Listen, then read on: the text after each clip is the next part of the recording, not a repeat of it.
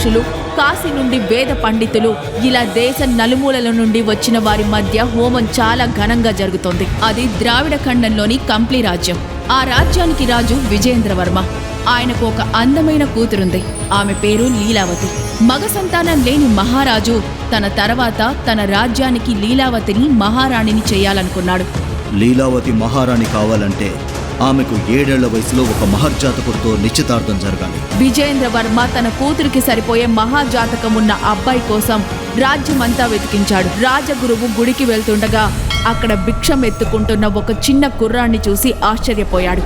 ఆ కుర్రాడి చేయి చూసి వెంటనే రాజభటుల చేత ఆ కుర్రాడిని మహారాజు దగ్గరకు తీసుకువెళ్తాడు. ఈ అనాథ జాతకం మామూలు జాతకం కాదు, భైరవ వంశానికి చెందిన జాతకం. మహారాజు ఆ మాట వినగానే ఒక్క క్షణం కూడా ఆలోచించకుండా చిన్నతనంలోనే లీలావతికి రుద్రకి నిశ్చితార్థం జరిపించాడు. రుద్ర భైరవ వంశానికి చెందినవాడని ఎవ్వరికీ తెలియనివ్వలేదు. యువరాణిని పెళ్లి చేసుకుంటే గాడిదని కూడా మనం మహారాజు అనే పిలవాలి. మనకి ఇక వేరే దారి లేదు. అంత అందమైన యువరాణి ఒక అనాథకి దక్కుతుంటే ఈర్ష్యతో చచ్చిపోవాలనిపిస్తోంది. మహారాజా, యువరానికి మంత్ర విద్యలు నేర్పించాలి.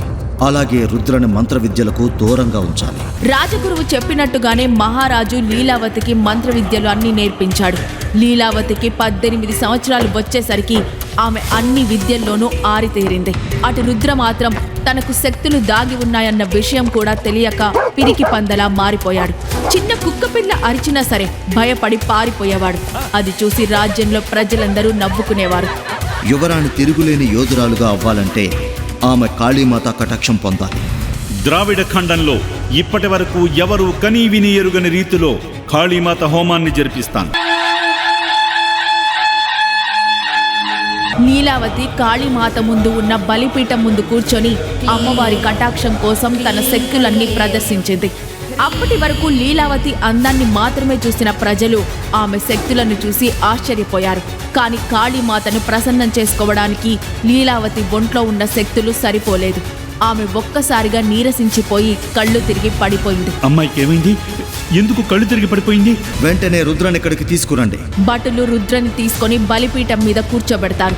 మహారుషులు మంత్రాలు చదవగానే రుద్రలోకి ఒక వెలుగు వెళ్లి అతనిలోని శక్తులన్నీ లీలావతిలోకి ప్రవేశిస్తాయి. ఒక్కసారిగా కళ్ళు తిరిగి పడిపోయిన లీలావతి లేచి నించుంటుంది. రుద్ర నీరసించిపోయి పడిపోతాడు. లీలావతికి కాళీమాత కటాక్షం లభిస్తుంది. ఇక మనకి అనాథతో పని లేదు. వాడిని ఊరి చివర విసిరేసరండి. నా శక్తుల కోసమేనా నన్ను పెంచి పెద్ద చేసింది? లీలావతికి ఈ విషయం తెలిస్తే తట్టుకోలేదు. ఆమె నన్ను ప్రాణం కంటే ఎక్కువగా ప్రేమించింది. పిచ్చి రుద్ర, నువ్వు మరీ ఇంత అమాయకుడు అనుకోలేదు. నిన్ను వాడుకుని వదిలేద్దామని చెప్పిందే లీలావతి. ఒక్క క్షణం రుద్రకి ఏం జరుగుతుందో అర్థం కాలేదు. భటులు రుద్రని ఊరి చివరకు తీసుకువెళ్లి వదిలేశారు. ఏ శక్తుల కోసమైతే లీలావతి తనని మోసం చేసిందో అవే శక్తులు మళ్లీ సంపాదించాలనుకున్నాడు. పిల్లిని చూసినా భయపడే రుద్ర ఊరి చివర ఉన్న శ్మశానంలోకి వెళ్తాడు. శ్మశానంలో ఎక్కడ చూసినా మనిషి దుమ్ములు, సగం కాలిన శవాలు. దూరంగా ఎవరో పూజలు చేస్తూ కనిపించాడు.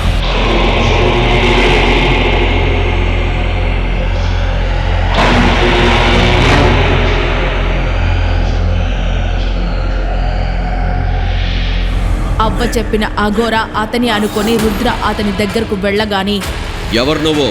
అర్ధరాత్రి శ్మశానంలో ఏం చేస్తున్నావు? ఒక అమ్మాయి చేసిన మోసం వల్ల నా శక్తులన్నీ కోల్పోయాను. ఇప్పుడు నీ దగ్గర మంత్రాలు నేర్చుకుని మళ్ళీ పోయి నా శక్తుల్ని సంపాదిస్తాను. నాకు క్షుద్ర విద్యలు మాత్రమే వచ్చు. నన్ను నమ్మించి మోసం చేసిన వాళ్ళను శిక్షించడానికి క్షుద్ర శక్తులైనా సరే నేర్చుకుంటాను. నన్ను అమాయకుడిని చేసి ఆడుకున్నారు. ఇప్పుడు నేనేంటో అందరికీ చూపిస్తాను. ఎంతో పవిత్రమైన భైరవ వంశానికి చెందిన రుద్ర క్షుద్ర శక్తులు నేర్చుకొని అఘోరగా మారి పగ తీర్చుకుంటాడా? భైరవ వంశం ఆఖరి వారసుడు, ద్రావిడ ఖండాన్ని పాలించే అర్హత ఉన్నవాడు క్రూరమైన మృగంలా మారిపోతాడా? లీలావతి చేసిన మోసానికి రుద్ర ప్రతీకారం ఎలా తీర్చుకుంటాడు? ఈ ప్రశ్నలకు సమాధానాలు తెలుసుకోవాలంటే ఇప్పుడే పాకెట్ ఎఫ్ఎంను డౌన్లోడ్ చేసుకొని ప్రతి క్షణం ఉత్కంఠను కలిగించే కోబలి ఆడియో సిరీస్ని వినాల్సిందే.